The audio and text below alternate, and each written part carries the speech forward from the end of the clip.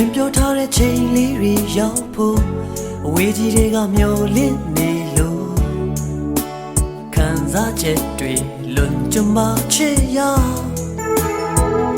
နှလုံးသားတွေကတယောက်ထဲသူမို့နေနေညတို့စိတ်ကူးရင်လို့ကိုအတွေ့တဲ့တော့ပျော်နေတာချစ်ရဘယ်ချိန်ဆုံးမလဲ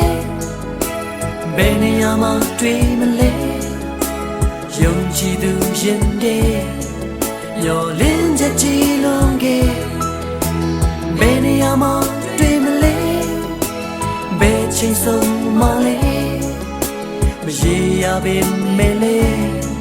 မျောလင်းချက်များကြီးနဲ့